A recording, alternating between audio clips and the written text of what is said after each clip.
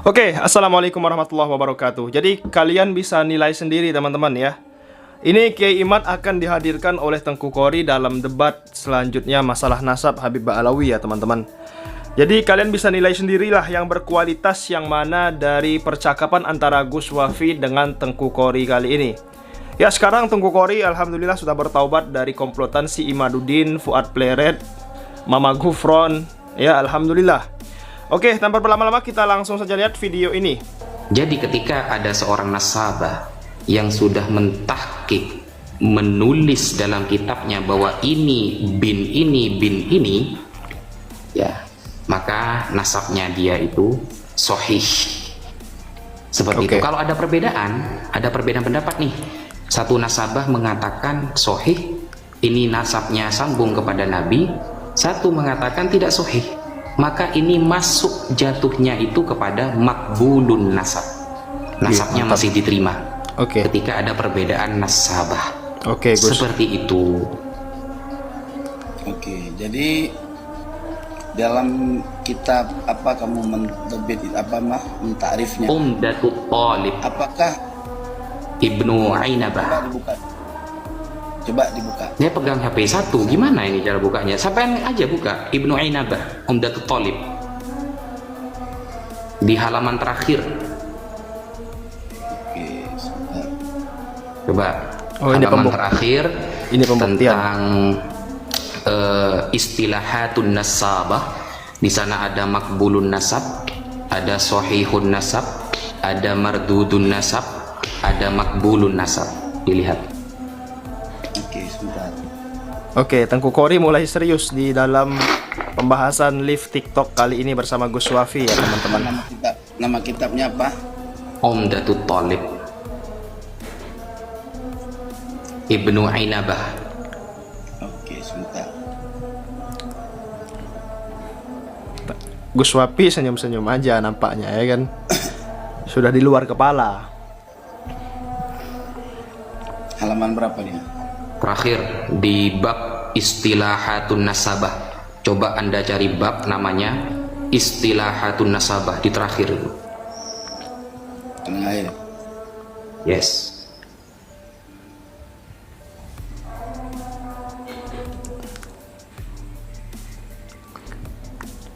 Kalau ngerokok tutup ya camnya ya. Ya aku tutup dulu ya. Ya takut saya kena bendat nanti.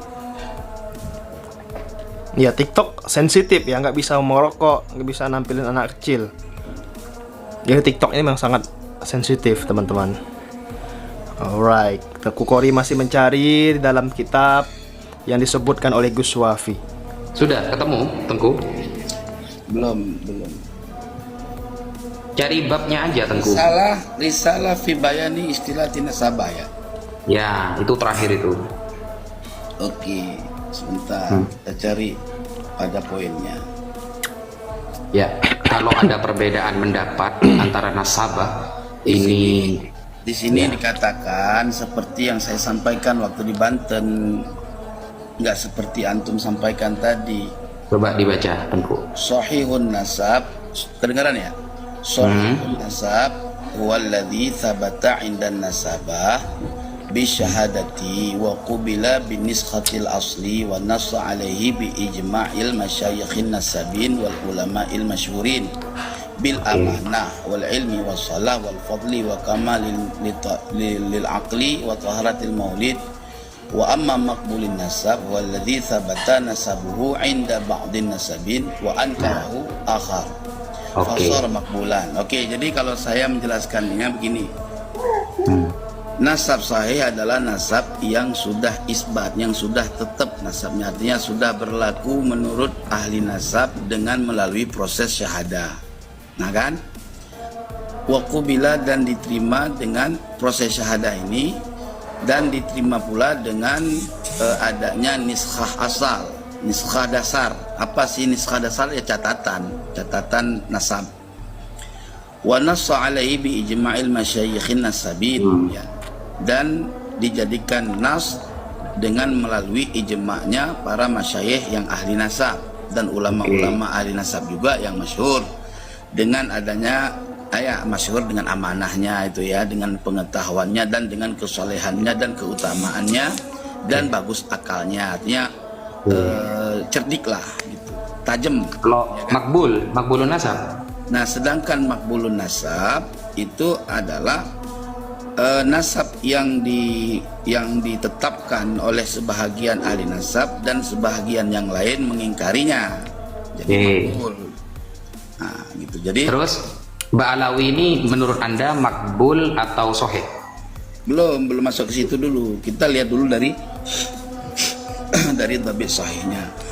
Oke. Pertama, yang kita bahas dalam nasab Ba'alawi ini kan seorang yang bernama Ubaidillah, ya kan? Oke. Kalau urutan nasab dari mulai bawah ya segala macam sampai itu kita nggak meninjaunya, karena sumber yang kita bahas ini adalah Ubaidillah, Oke. ya kan? Oke. Nah, dikatakan di dalam sini indan nasabah sabata alladzi sabata indan nasabah bisyahada. Yang perlu saya ketahui di sini, Ubaidillah ini, ya kan, yang sebagaimana kita pokok dalam diskusi waktu kemarin di Banten, Ubaidillah Oke. ini ya diisbat oleh ulama nasab, kan ada syaratnya tuh bisyahada, ya kan, bisyahada, ya kan, wa huwa alladzi sabata indan nasabati bisyahadati, ya kan, ya betul kan, ya artinya penetapan nasab di sisi ahli nasab itu juga enggak asal-asal netepin kan gitu, mesti ada jalurnya, yaitu dengan melalui adanya syahadah kan gitu. Nah, syahadah dalam dhabit syahadah itu kesaksian itu harus diketahui dengan melihat oleh si saksi tadi, melihat atau dengan mendengar keterangan dua orang saksi, ya kan? Itu kan syarat syahadah itu. Bukan syarat, itu turuk. Ya, sekarang coba antum buka itu syarat makna mafhum syahadah apa turuk? Gini, Teguh, bedakan syarat dengan turuk. Kalau syarat berarti keempat syarat itu harus terpenuhi semua. Kalau satu saja gugur, maka langsung hancur semua. Itu kalau syarat.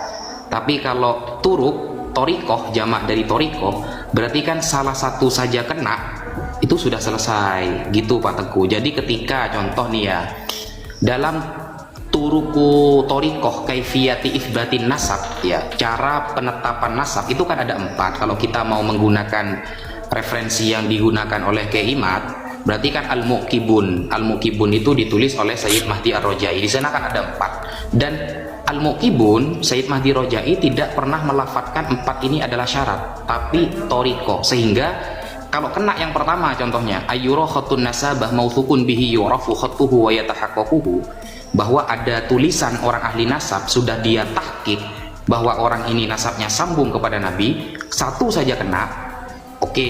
Tapi kalau ternyata syarat yang kedua nih yang kena apa, yaitu bisyahadati rajulaini adlaini, ada 2 syahadah dari 2 orang laki-laki yang adil, ini kena, maka selesai. Atau yang syuhrah wal istifadah yang kena, selesai. Tidak harus semuanya. Kalau semuanya itu syarat namanya. Sedangkan para ulama nasabah gak ada yang bilang 4 ini sebagai syarat, itu torikoh.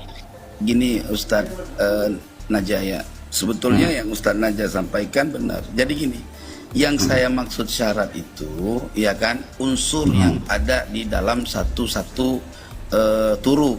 Jadi di dalam setiap turuk itu, misalkan tadi syahadah. Jadi syahadah itu mempunyai syarat, gitu loh. Misalnya di sini di dalam kitab ini ya, di dalam kitab Ma'alimul Ansab, perkataan Said Yasin Al-Khalidar, Ar-Radawi, Al-Musawi, Al-Husaini, Al-Hashimi, beliau di sini menyatakan yustaratu thubutun nasab bisyurutil arba'ah. Waduh, saya kena tuh. Kok kena anu sampean ini? Kok kena apa? Ada yang report apa gimana? Gini Ustaz, kita diskusi asik yuk di akun saya bebas, di saya nggak kena banned. Enggak, ini kok bisa kena pelanggaran? Apa ini pelanggarannya? Nggak tahu saya kan nggak kelihatan dukhon ini. Oh iya, ini menampilkan zat yang ditampilkan dalam live ini dapat membahayakan kesehatan Anda. Berarti rokok itu kena tadi berarti. Tadi ada kelihatan rokok emang? Enggak kan? Ya awal itu kan asapnya lewat tuh. Wah, turun dulu deh. Gimana? Iya. Entar. Jadi Nah, itu dia ya teman-teman, sangat luar biasa perdebatan antara Gus Wafi dengan si Tengku Kori ini. Jadi kalian bisa menilai sendiri mana yang berkualitas dan mana yang tidak ya antara perdebatan Tengku Kori dan Gus Wafi. Nah, kita kedepannya akan menanti perdebatan antara Gus Wafi dengan si Kiai Imaduddin ya.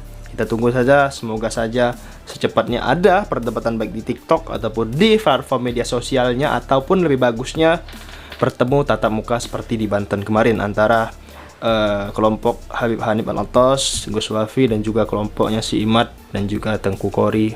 Sayangnya Fuad Pleret nggak datang ya, si botak yang ngaku-ngaku ulama Nusantara itu. Oke, sekian video kali ini teman-teman. Terima kasih. Jangan lupa subscribe. Assalamualaikum.